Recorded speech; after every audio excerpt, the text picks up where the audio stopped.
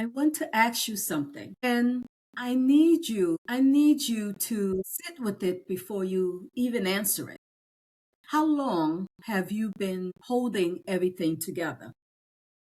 Not just today, not just this week. I mean, how long have you been the one who shows up, who holds it together, who pushes through, who keeps going, who makes it work, and has never let anyone see how close to empty you actually are? You are not weak. You are exhausted. And there is a difference. So today we are talking about the weight you were never supposed to carry alone. Welcome to Reclaiming the Light Within.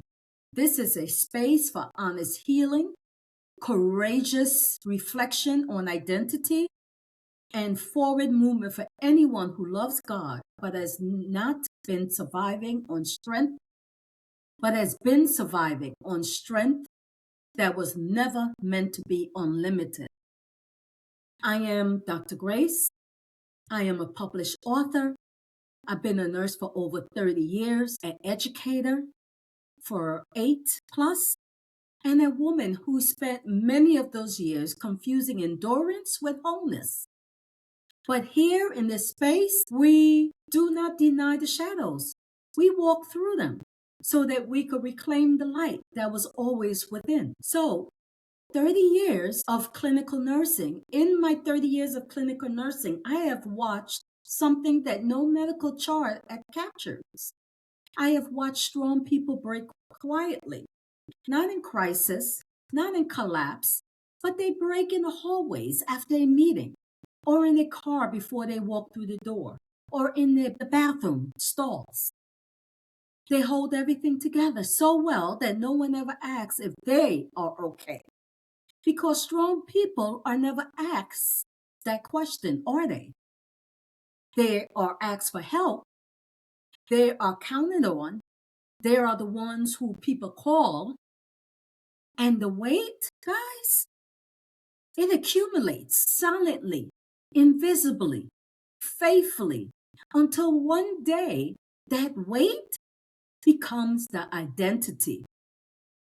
And then what happened is you cannot remember who you were before you became the one who carries everything. So survival mode was never designed to be permanent.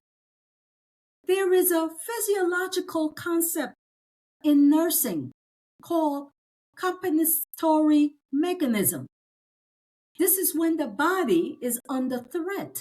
It compensates. It redirects the blood flow. It increases the heart rate. It mobilizes resources from one place in order to protect another. These mechanisms are brilliant. They are life-saving, but they are not designed to be permanent. When compensation becomes chronic, the very system meant to protect the body begins to damage it.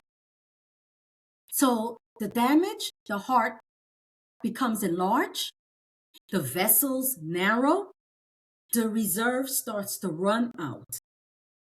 What was meant to be a bridge becomes a burden. I believe the same is true spiritually.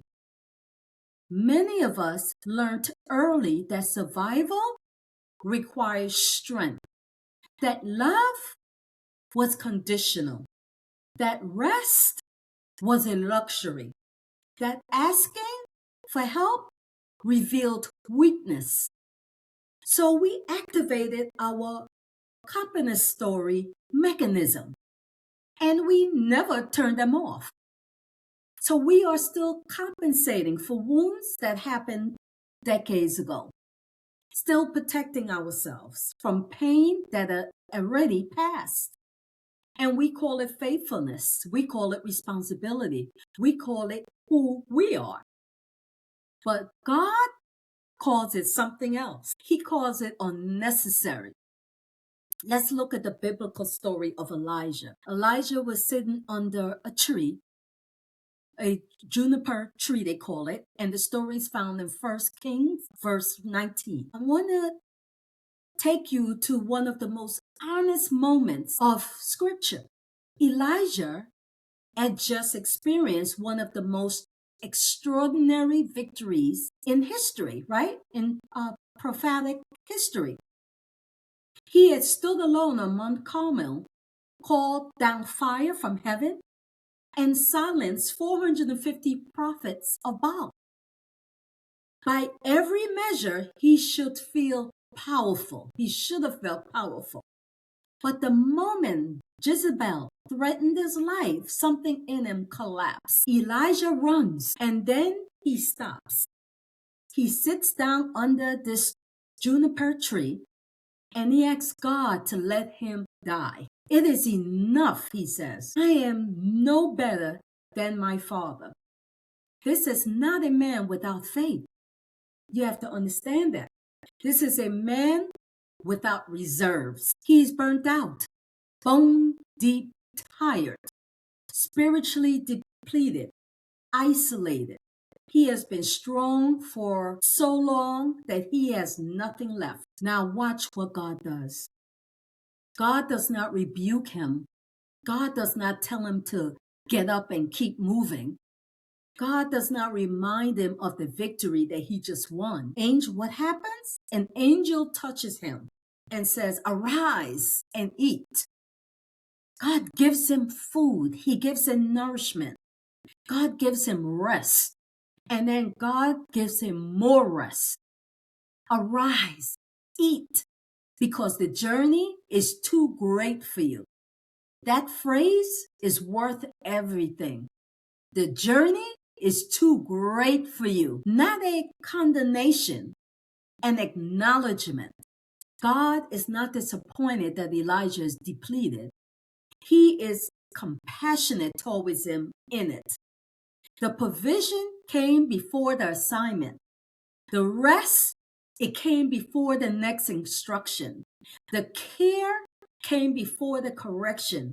This is not the behavior of a God who expects you to push through alone.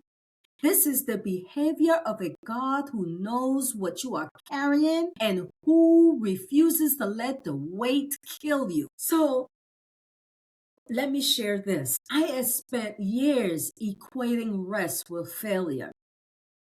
As a first-generation college graduate, as a woman from Guyana who came to this country with nothing handed but everything earned, as a nurse who is trained to hold the lines, I internalized a message that said rest was for people who had already arrived. I had not arrived. So I kept moving, and I did not understand. What I did not understand was this. The people who had trained me, the systems that had shaped me, they needed me to be exhausted. Exhausted people do not ask questions. Exhausted people do not take up space. Exhausted people serve and then they disappear. But God never designed me for disappearance. He designed me for the assignment that required every part of me. The nurse, the author, the ministry leader, the woman who has been through the dark and lived to tell it with clarity and power.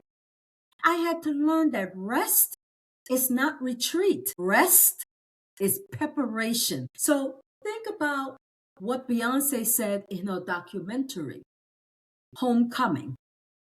She described the level of discipline and self-denial it took to perform at Coachella after giving birth to twins. She documented the sacrifice, the sleepless nights, the pushing past every physical limits. The world called it ironic, and it was. But Beyonce herself named the cost. She said she had to rebuild her body from a place of profound depletion. Strength without restoration is not sustainable, guys, even at the highest level. What the world applauds as a power is sometimes a person running on reserve they cannot replenish. You can be iconic and depleted. all at the same time. Admired and running on empty at the same time. The question God is asking you today is not whether you are performing. The question is whether you are whole. And I wanted to share with you the SHINE framework, SHINE. Let's activate that by releasing the weight through this SHINE framework. The S, release, is for surrender, where we release the belief that your value is measured by your output. You are not what you produce. You are God. You are who God created. Those are not the same. It's not the same thing. H, action is healing. Ask yourself honestly, where the belief that you must do everything alone was formed. Where was that formed? Name it. It is not your identity. It is a wound that needs attention. I, for identity. You were created for assignment, not for exhaustion. Rest is not a reward for completion. Rest is a foundation for clarity. N, for nurture. This week, identify one thing you have been carrying that was never yours to hold. One thing, not your emergency, not your fire to put out. Give it back. E, for empowerment. Rested people change things. They speak with clarity. They speak clearly. They lead well. They love deeply. They build what lasts. Protect your rest as if it is sacred, because it is. Let me leave you with this reflection question. What weight have you been carrying that God never asked you to carry? What would your life look like if you actually believe that rest is holy? You were not built to be unbreakable. You were built to be sustained by a God who never sleeps, which means you can. The weight you have been carrying is real. The exhaustion you have been hiding is real. And the God who sent the angel to a burnt out prophet under a tree is real. He is not waiting for your next performance. He is meeting you in your next rest. Repeat after me. I release what I was never meant to carry. I release what God designed for me. I rest. I am renewed. I am ready. This is reclaiming the light within. And the light within, guys, was never dimmed by your exhaustion. It was simply waiting for you to put down the weight long enough to see it again. If today's message found you in a tired place, share it with someone else who is holding too much. They need to know they are not alone. Subscribe to this channel so that you could continue walking through this together. I will see you next time as we continue reclaiming the light within.